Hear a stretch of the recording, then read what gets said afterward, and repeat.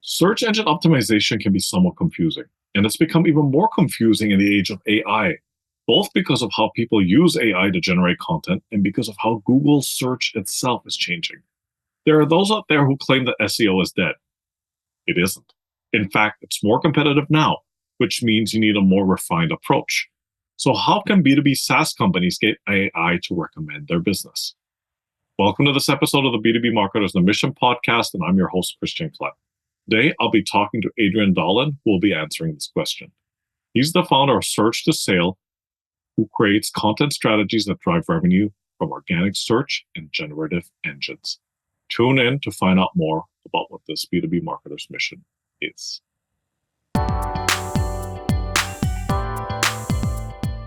All right, Adrian Dahlin, welcome to the show. Thanks for having me. Great to have you on. I'm really looking forward to this conversation because it's super pertinent to content marketing. It's something that B2B companies should be paying attention to. So I'm going to cut to the chase and we'll just dive right in. Awesome. Fantastic. So Adrian, you're on a mission to help B2B SaaS companies show up in AI interfaces. So for this conversation, let's kick it off with two questions, and I'm happy to repeat them. So the first question is, what is it about Generative Engine Optimization, or GEO, that you wish more B2B SaaS companies understood? That's the first question. And the second question is, where do you see marketing teams struggle regarding the above? What we have right now is a stage of evolution where we're overlapping between the old world and the new world.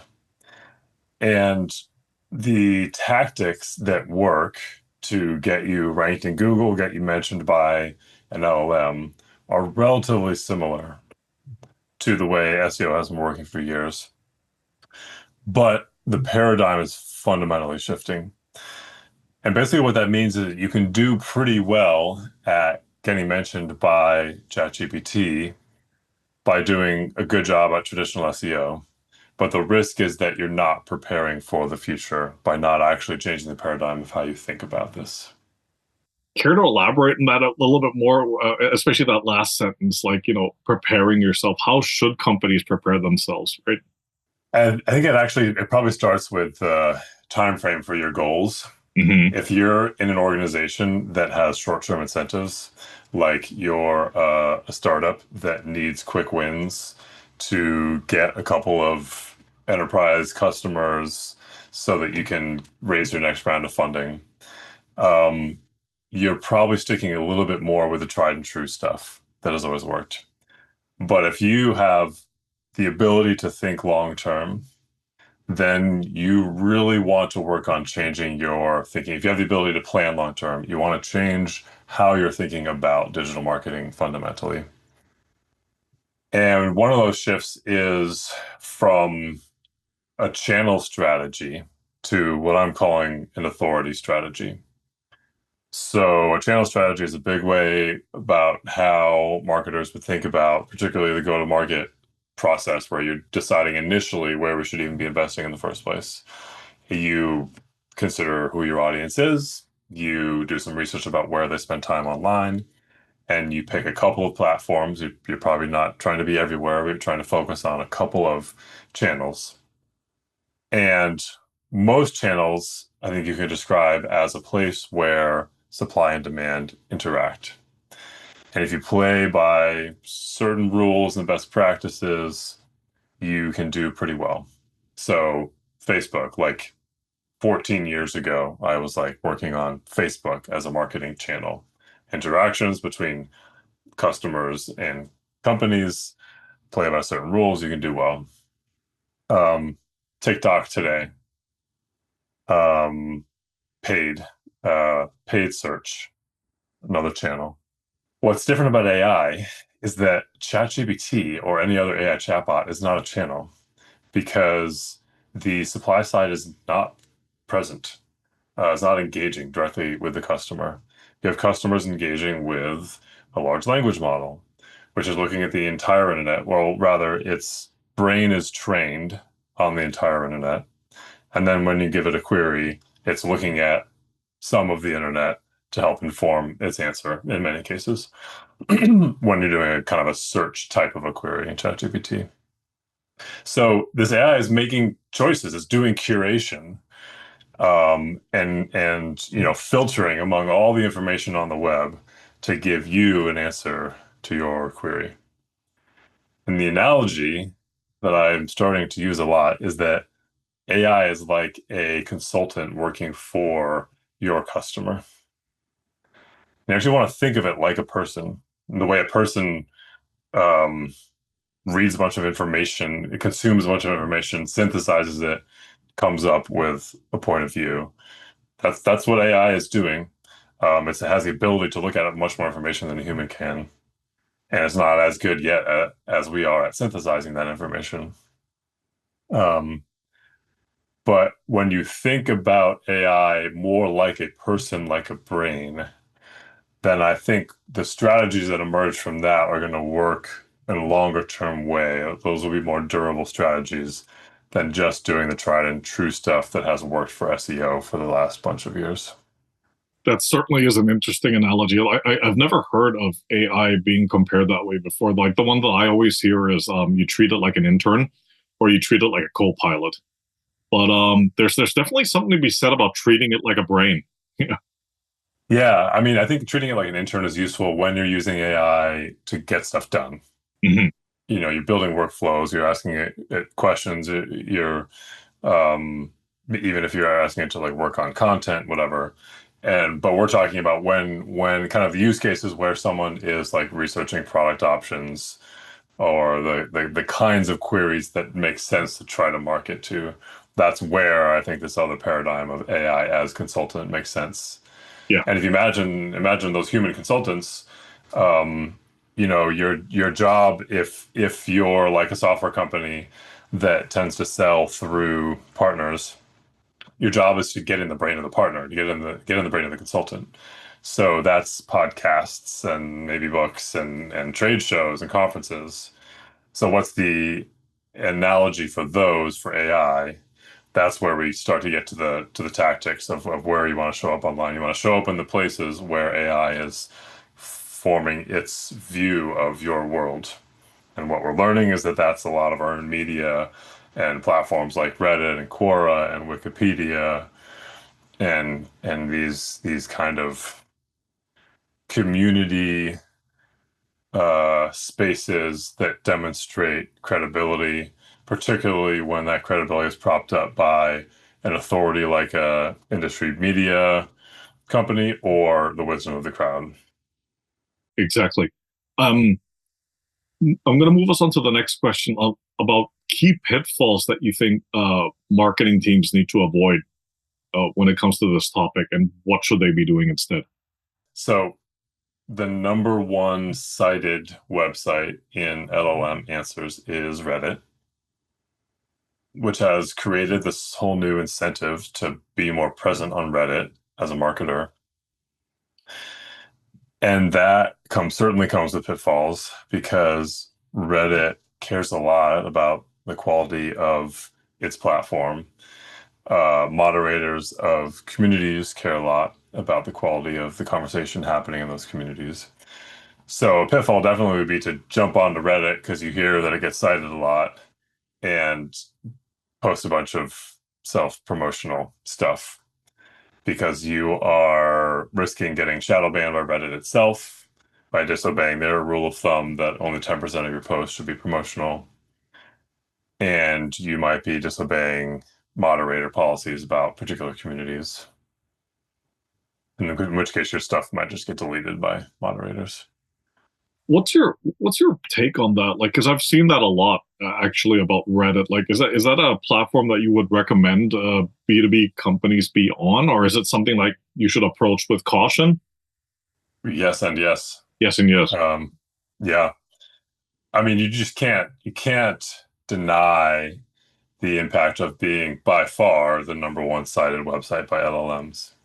So there's the native benefit of Reddit where like it's probably the case your B2B solution, it's probably the case that people are talking about your space on Reddit already because people will talk about everything on Reddit. And so there's like a native opportunity to be part of the conversation on that platform.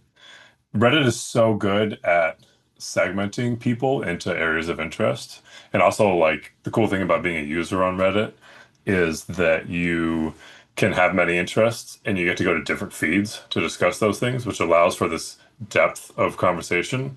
It's what's kind of annoying about posting on social media when you have a niche interest, because only a fraction of your followers are going to be interested in that.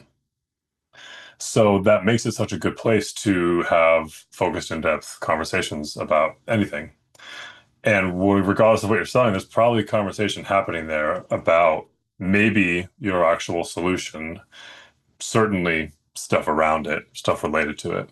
So there's this native benefit of being part of the conversation, building your brand through answering people's questions, giving advice, sharing how you do things in non-promotional ways, being helpful, the fundamental principle we've always had in marketing, we should be helpful. Um, and then there's the secondary benefit that some of that stuff might get picked up by LLMs. Like there might be some question that someone asked in Reddit. You post a really nice answer that gets upvoted a lot. Someone asks a similar question in ChatGPT or Google's AI mode, and your answer in that Reddit thread gets cited, gets shown in that response. So businesses like you pretty much have to be thinking about it again if you want to future proof, if you're trying to plan for the long term, you definitely you got to jump on Reddit and you got to see just how what the scale of the opportunity is in your space. Are people talking about this?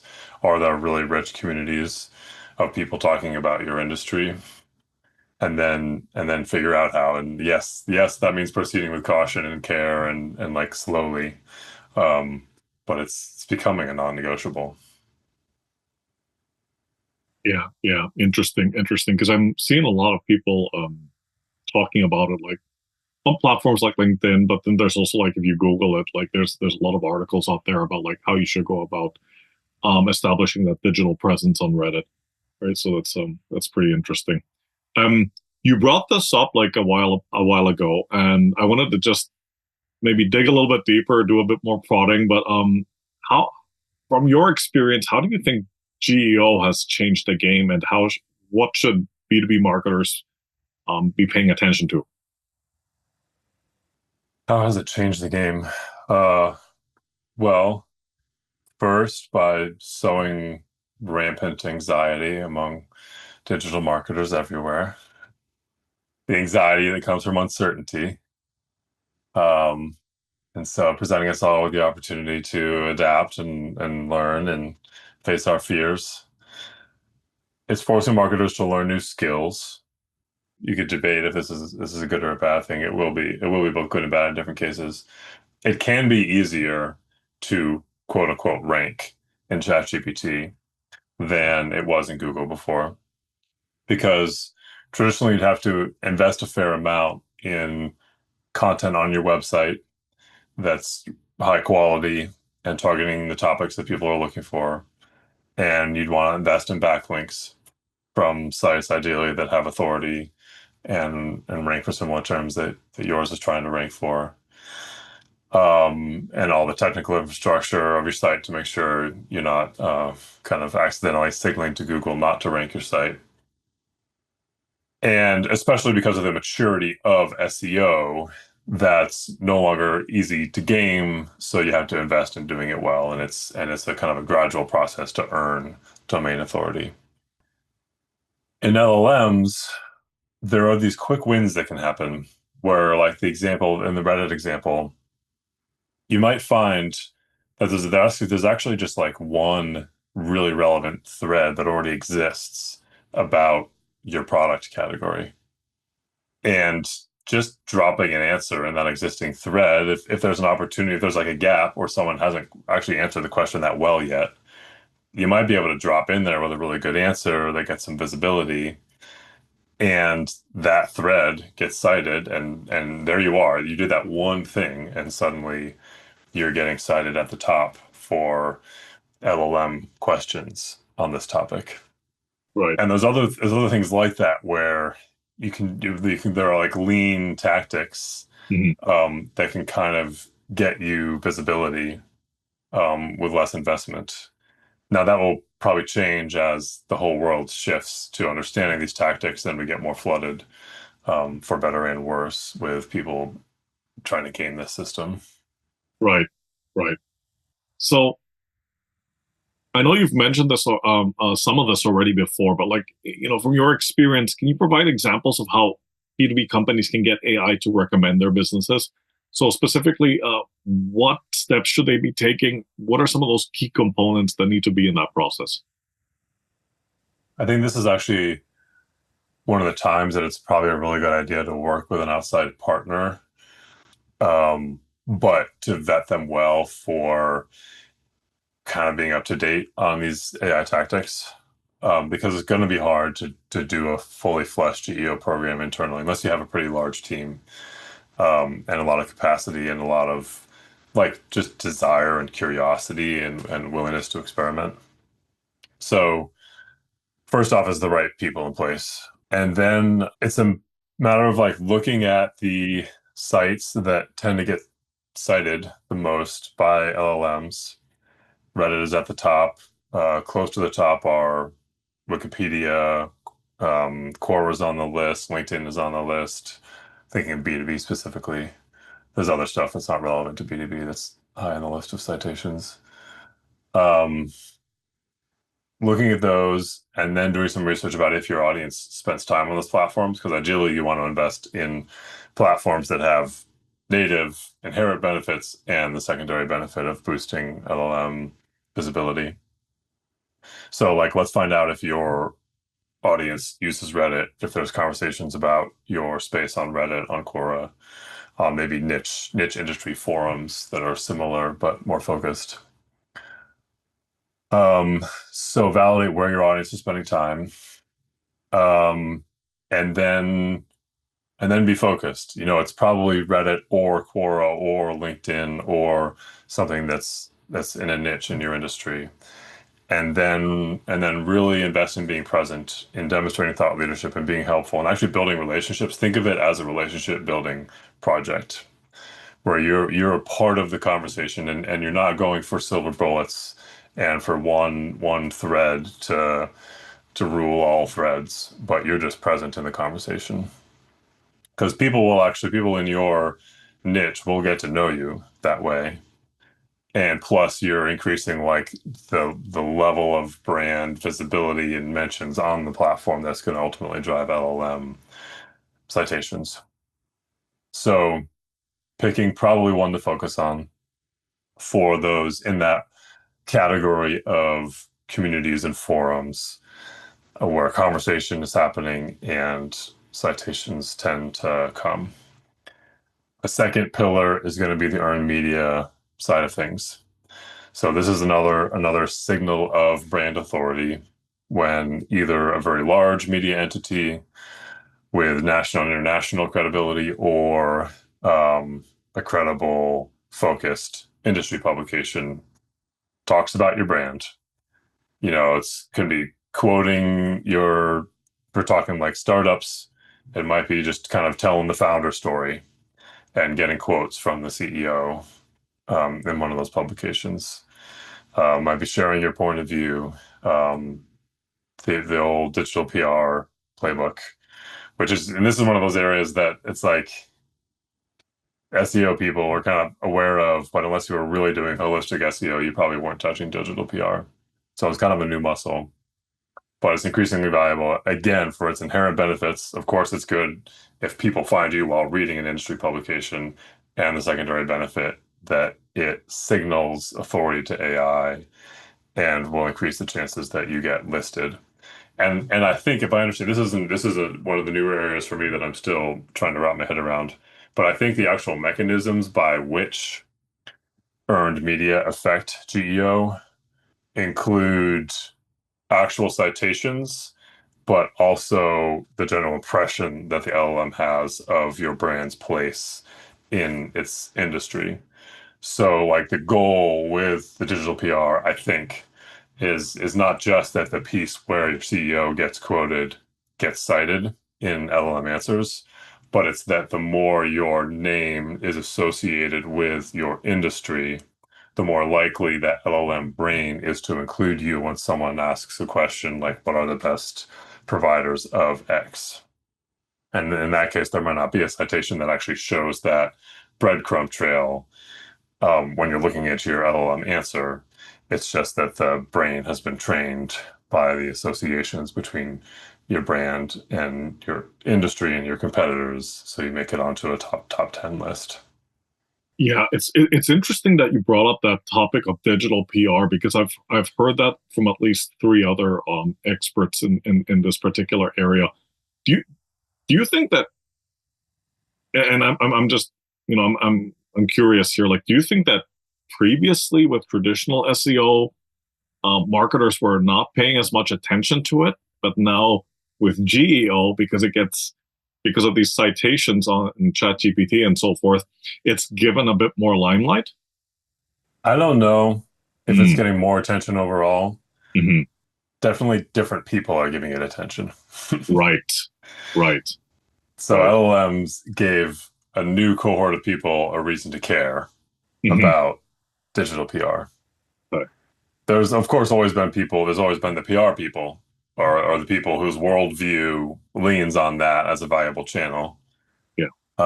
But it's like, yeah, I think that like I think the tech people maybe are paying more attention. Definitely SEO people are paying more attention.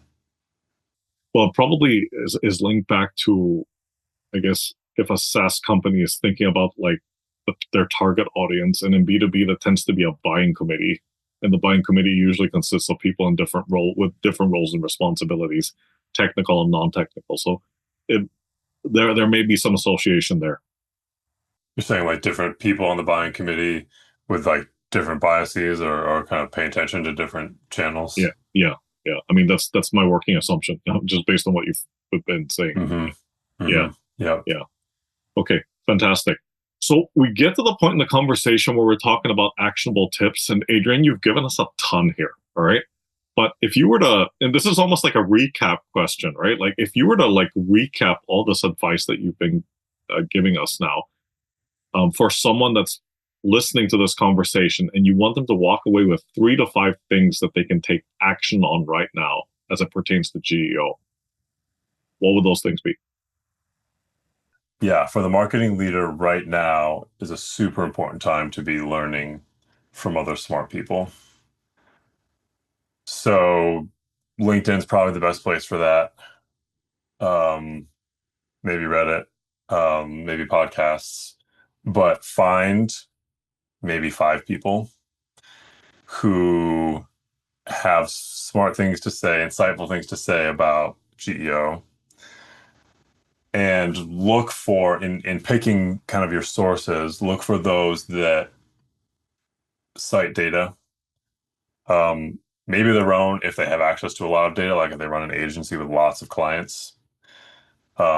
But even better, those that are like looking at doing their own research on large public data sets or purchased large data sets, or like Ahrefs publishes great data and interesting studies.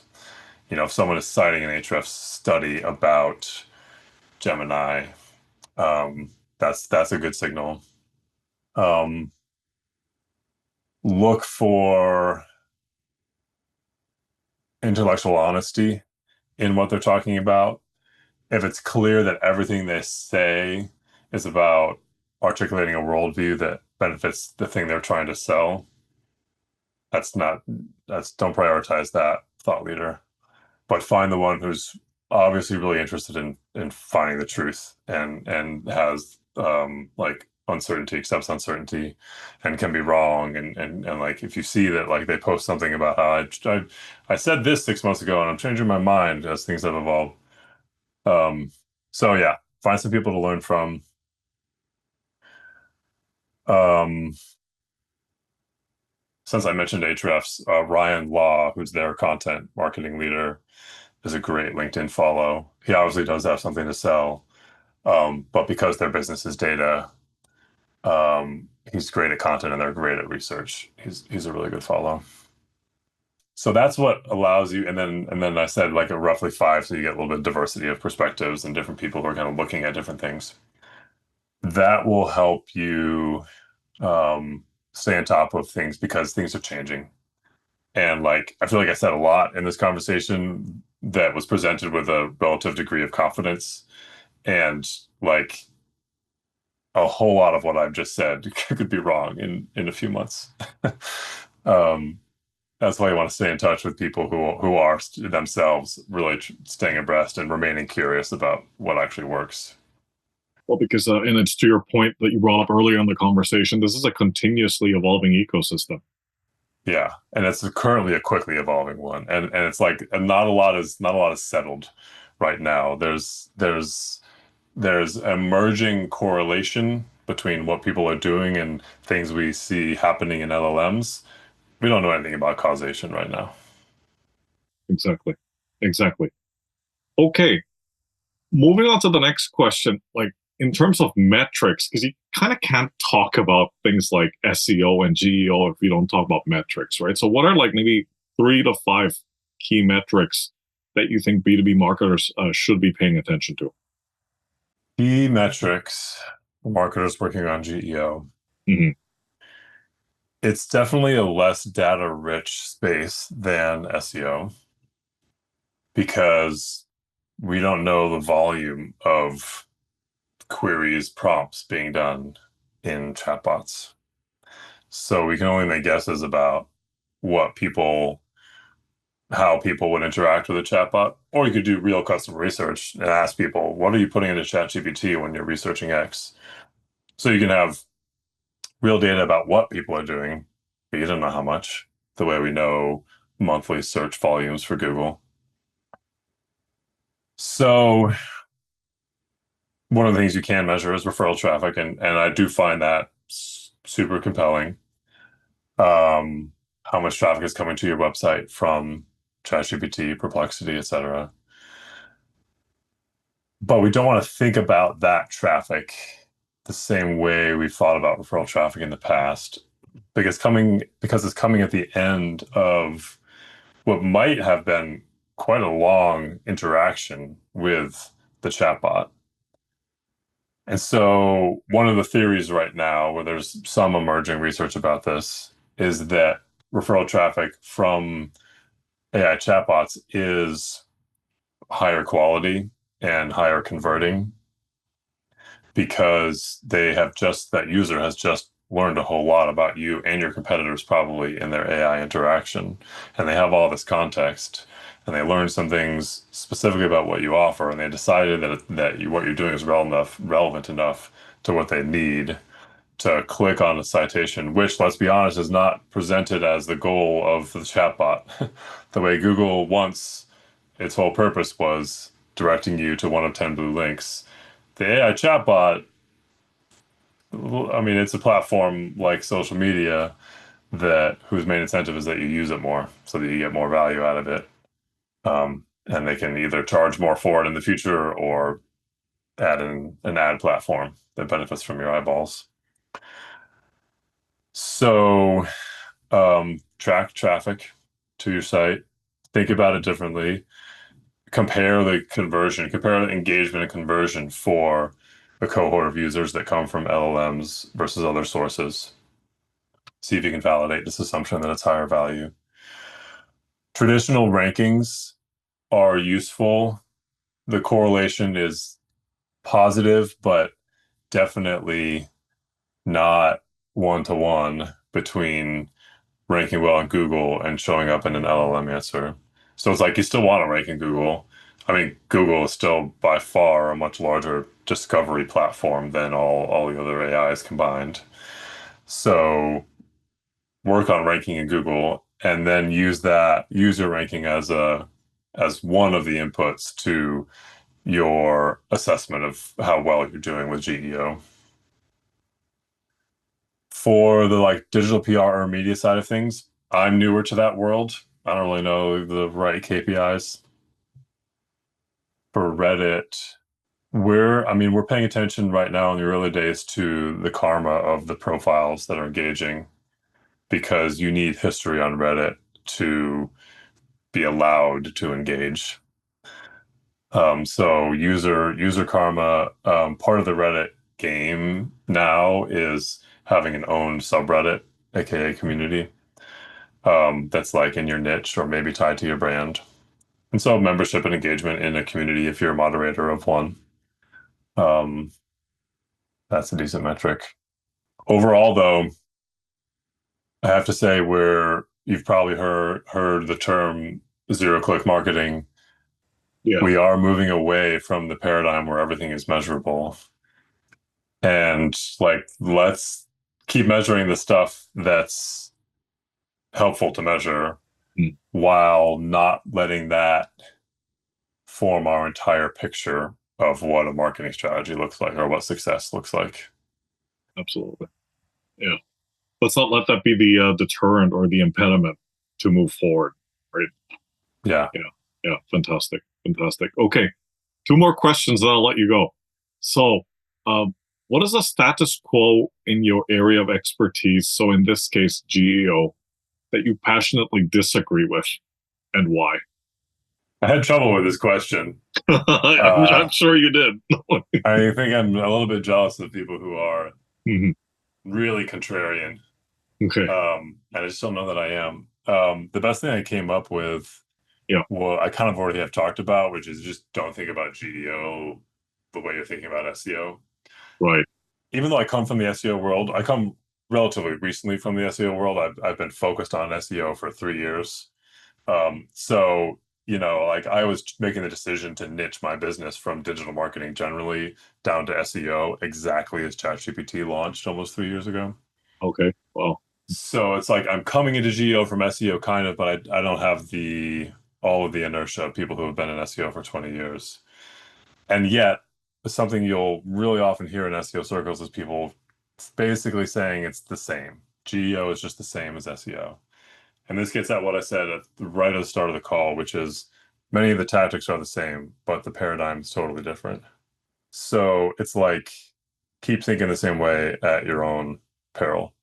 GEO is not SEO. Yep. Yep. No. Exactly. Exactly. Adrian, this has been a great conversation, especially because this is all new territory, not just for, and you're the expert in this area. It's like for all of us, right? So Sort of.